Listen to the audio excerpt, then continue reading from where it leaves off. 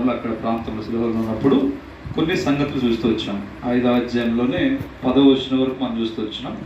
ఈ దినము మరికొన్ని సంగతులు మనం చూద్దాం. ఈ 5వ అధ్యాయంలో ఇది ప్రార్థన సందర్భం మనకు కనబడుతుంది. 5వ అధ్యాయంలో ఇక్కడ ప్రార్థన చేసిన వ్యక్తి ఎవరంటే చెప్పండి, ఎవరో వ్యక్తి వేరు, రాజైన దావీదు. కాబట్టి ఇక్కడ దావీదు రాజు దేవుని సన్నిధిలో ప్రార్థన చేస్తూ వచ్చాడు. ఈ దావీదు ప్రార్థన మనకు బైబిల్లో ఎక్కువగా కనబడుతుంటాయి. కృతజ్ఞత చెల్లించింది కూడా ఎక్కువ దావీదే. అందుకే మనం చూస్తాం కదా, ఒక లేఖన ఆధారం ఉంది. దినములకు ఎన్ని మార్లు దేవుని స్తుతించేవాడు చెప్పండి, ఎన్ని మార్లు అంట? 7 సార్లు కదా. వాక్యం ధ్యానించి ప్రార్థించేది 3 సార్లు, కానీ దేవుని స్తుతించేది దినములకు 7 పర్యాములు స్తుతిస్తుంది. అంటే దేవునికి బైబిల్లో కృతజ్ఞత స్థుతి చెల్లించిన వ్యక్తి ఎక్కువగా మనకు దావీదు కనబడతాడు. అలాగనే ప్రార్థనలు కూడా దావీదు కీర్తనలు ఎక్కువగా ఉన్నాయి. కాబట్టి 150 కీర్తనల్లో మరి దావీదు కీర్తనలు ఎక్కువగా ఉంటాయి. కాబట్టి దావీదు ప్రార్థన కూడా మనకు ఎక్కువగా కనబడుతూ ఉంటుంది. పరిశుద్ధ గ్రంథం మనం చూస్తే ఇక్కడ దావీదు చేసిన ప్రార్థన మనం చూస్తే ఇక్కడ పరిశుద్ధ గ్రంథంలో నుండి ఈ 5వ అధ్యాయంలో ఏమని ప్రార్థన చేస్తుందంటే అక్కడ చూస్తాం కదా, యెహోవా నా మాటలు చెవిని పెట్టుము, నా ధ్యానం లక్షించు, నా రాజా నా దేవ నా ఆర్తధ్వని ఆలకించుము, నిన్నే ప్రార్థిస్తున్నాను. కాబట్టి నిన్నే ప్రార్థిస్తున్నాను. ఇక్కడ దావీదు జీవితంలో ఒక 4 లక్షణాలు మనం చూద్దాం. 10 వచనాలు గతంలో చూసాం కాబట్టి 11 నుంచి మనం చూద్దాం. చదవండి ఒకరు. 5వ అధ్యాయము 11వ వచనం. 5:11. నిన్ను ఆశ్రయించు వారందరూ సంతోషించుదురు, నీవే వారిని కాపాడుదువు కనుక. ఇక్కడ మనం మొట్టమొదటి చూస్తే నిన్ను ఆశ్రయించు వారందరూ. కాబట్టి ఇక్కడ మొదటి లక్షణం ఏంటంటే, ఇప్పుడు ఏమంటున్నాడు, ప్రార్థించే దావీదు జీవితంలో ఏమున్నాయి, లేదా ప్రార్థించే దేవుని ప్రజల్లో మనము కూడా కలిగి ఉండవలసిన లక్షణం ఏంటంటే, ఇక్కడ అయ్యా నిన్ను ఆశ్రయించు వారందరూ అంటే ఇప్పుడు దావీదు ఎవరిని ఆశ్రయించాడు చెప్పండి, దేవుణ్ణి ఆశ్రయించాడు. కనుక దేవుణ్ణి ఆశ్రయంగా చేసుకున్నాడు. కనుక దావీదుకు ఆశ్రయం దేవుడే. అందుకంటాడు నా ఆశ్రయ దుర్గమో కదా, నా కేడమో, నా కోట, నా బలమైన దుర్గం అంటాడు. కాబట్టి యెహోవాకు ఆశ్రయమైన వాడు, ఆయన నరుడు కాదు. కాబట్టి ఆయన దేవుడు నిజమైన ఆశ్రయము. బైబిల్లో చూస్తే నిత్యమైన ఆశ్రయము అన్నాడు. దేవుడు నిత్యాశ్రయముగా మనకున్నాడు. ఇప్పుడు ఒకటి, దావీదు దేవుణ్ణి ఆశ్రయించిన వాడిగా మనం చూస్తున్నాం. అందుకే దేవుణ్ణి ఆశ్రయించుట. కాబట్టి దావీదు దేవుణ్ణి ఆశ్రయించిన మంచి లక్షణం. మనము కూడా దేవుణ్ణి ఏం చేయాలి చెప్పండి, మనము కూడా ఆయన ఆశ్రయించాలి. కనుక మనం ప్రభువుని ఆశ్రయించాం. 91 కీర్తన మాత్రం కూడా మనం చూస్తే ఏంటి కాదు, యెహోవా రెక్కలు కదా, ఆయన యెహోవా మహోన్నతుని నీడన విశ్రమించేవాడని, ఆయన యెహోవాను ఆశ్రయించేవాడని. అంటే ఆశ్రయము అనే పదం మనకు 91 కీర్తనలో కూడా మనకు కనబడుతూ ఉంటుంది. దేవుడు మనకు ఆశ్రయంగా ఉన్నాడు. ఇప్పుడు దావీదు ఆశ్రయం. అందుకే పరిశుద్ధ గ్రంథంలో ఆశ్రయం. గత దినాల్లో దేవుని వాక్యం మనకి సియోను అనే పేరు పెట్టడానికి కారణం కూడా ఏంటంటే, గత దినాల్లో నెలలో దినవాక్యం డైలీ పోర్షన్ చదువుతున్నాం. అంటే గత దినాల ముందు, ఈ దినం ముందు దినవాక్యం యెషయా గ్రంథం డైలీ పోర్షన్. ఈ దినవాక్యం చదువుతున్నప్పుడు సియోనులో ఆశ్రయం అనే పదము వస్తూ వచ్చాడు. అంటే దేవుడు సియోను అనే పదాన్ని ఎక్కువగా రిపీట్ చేస్తూ వచ్చాడు యెషయా గ్రంథంలో. సియోను కుమారుని, సియోనని, సియోనులో ఆలయం ఉందని, సియోను అనే పదాలు చాలా మరలా రిపీట్ అవుతూ వచ్చినాయి. అందుకే ఆ పదాలు వచ్చినప్పుడు మన దేవుని దాసులతో కూడా మరి ఇలాగ దేవుడు ఇచ్చిన దినవాక్యంలో తలంపు ఏంటంటే సియోను అనే పదము. కాబట్టి ఆ సియోనులో దేవుడు ఆశ్రయంగా ఉంటాడు, మనకు ఆశ్రయం ఉంటుంది మనకి. కాబట్టి సియోను అనే పదమని దేవుడు ఇచ్చిన తలంపు దినవాక్యం ద్వారా మాట్లాడుతూ వచ్చిన దాన్ని బట్టి సియోను అనే పేరు తెలియపరిచినప్పుడు మరి దైవ సేవకులు ఎబెనెజర్ అన్న దాన్ని ఆధారం చేసుకొని అలాగే మనం సియోను ఆరాధన అందరమని పునర్దినమున ఎన్ఎస్ చేస్తూ వచ్చినారు. కాబట్టి మనకి సియోనులో ఆశ్రయముగా అనే పదం కూడా యెషయా గ్రంథంలో కనబడుతుంది. సరే, ఇక్కడ దేవుడు మనకు ఆశ్రయము, ప్రభువుని మనము ఆశ్రయించుట, దేవుణ్ణి ఆశ్రయించుట. కాబట్టి దావీదు జీవితంలో కూడా దేవుణ్ణి ఆశ్రయం చేసుకోవడం అంటే ఆయనకి ఎంత పరిస్థితులు ఉన్నాయి కదా. దావీదు మరి రాజుగా కాకమునుపు ఎన్నో పరిస్థితులు ఎదుర్కొన్నాడు. రాజు అయిన తర్వాత కూడా అనేక శ్రమలు గుండా వెళ్తూ వచ్చినాడు. అందుకే దేవుణ్ణి ఎక్కువగా ఆశ్రయించిన వాడే కనబడతాడు. ఆయన జీవితంలో చూస్తే ధనం ఉంది, ఆస్తి ఐశ్వర్యము, పదవి ఉంది, రాజరికము, ఏది కొరత లేదు భౌతికంగా చూస్తే రాజు కాబట్టి.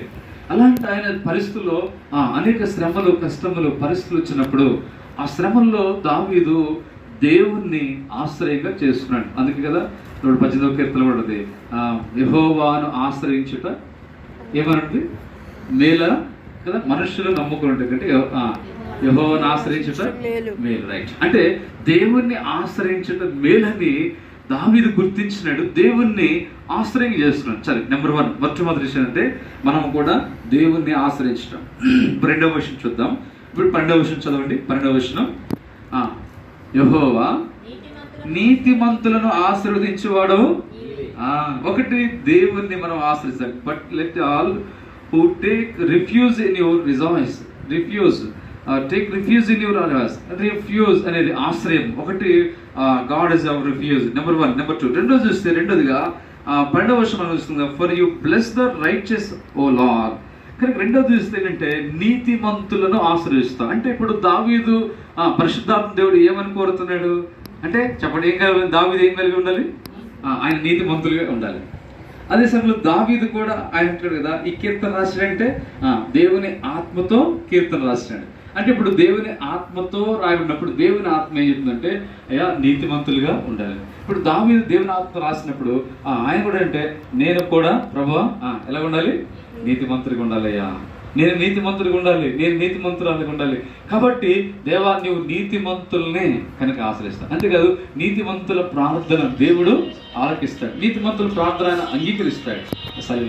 కాబట్టి దేవుని వాక్యంలో మనం గమనించినప్పుడు పరిశుద్ధ గ్రంథంలో చూస్తే రెండవది నీతిమంతులను అని మనం చూస్తున్నాం. కాబట్టి రెండవ లక్షణం దావీదులో నీతిమంతులు. అందుకే సౌలు సాక్ష్యం ఇస్తాడు. ఏమంటాడు తెలుసా?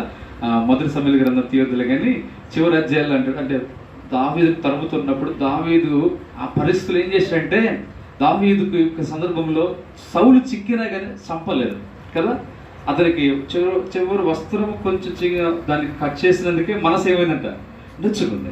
అంటే చూడండి అలాగుండి దొరికినప్పుడు చంపలేదు, కానీ దావీదుని తరుముతూ వచ్చినప్పుడు ప్రాంతంలో ఉండి దావీదు దగ్గరగా పలికి ఇదిగో ఇలాంటి పరిస్థితి అయినప్పటికీ దేవుడు నాకు అప్పగించడం, నేను ఏమీ చేయలేదు ఇలాగని చెప్పేసి బిగ్గరగా పలుకుతూ వచ్చినప్పుడు సౌలుకి అర్థమై ఏమంటాడు? ఒక మాట అంటాడు, అయ్యా నీవు నాకంటే నీవు చెప్పండి ఎవరంట నీతిమంతుడు.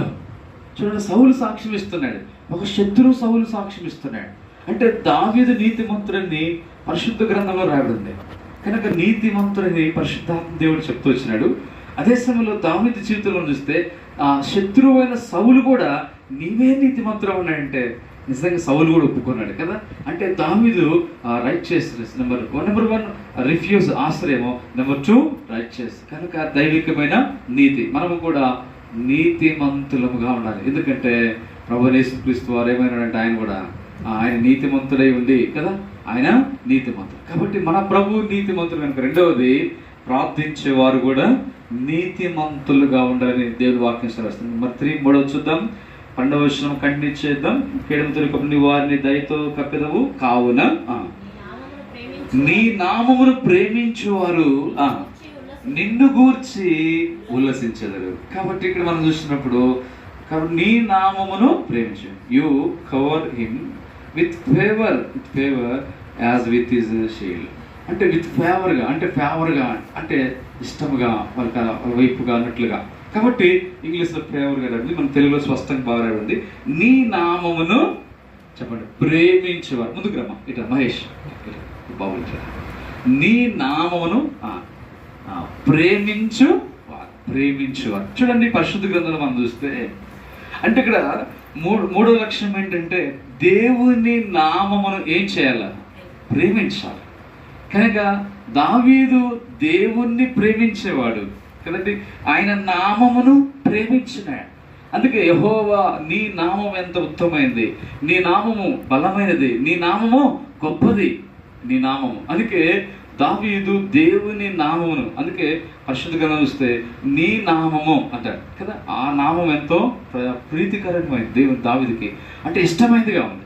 కనుక దేవుని నామాన్ని దావీదు ఎంతో ఘనపరుస్తాడు. అందుకే కదా ఆజ్ఞలో ఒక ఆజ్ఞ ఉంది, నిర్గమాకాండ 20 ఏ ఆజ్ఞ అంట?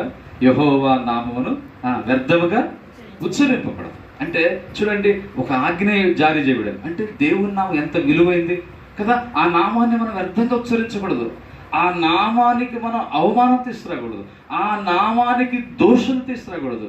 నా నామము అన్ని జనుల్లో దూషించబడుతుందంటే, కాబట్టి జ్ఞాపకం చేసి మిమ్మల్ని బట్టే కదా నా నామం దూషించబడుతుంది. అంటే దేవుని నామం ఎంతో విలువైంది. కాబట్టి ఆ నామమును మోషేకు బయలుపరిచాడు. వాస్తవానికి ఆది కాండంలో మనం చూస్తే, ఆది కాండంలో దేవుడు అనే పదం మనకు కనపడుతుంది. దాదాపు ఆది కాండంలో 500 పర్యాయములు దేవుడు అనే పదం కనపడుతుంది. భక్సింగ్ గారు మొట్టమొదటి ఆరంభంలో బయలు చదువుతుంటే దేవుడు సెలవిచ్చను, దేవుడు మాట్లాడాను, దేవుడు 500 పర్యాలు. అంటే దేవుడు ఇంతగా మాట్లాడతాడా, ఇంతగా సెలవిస్తాడా?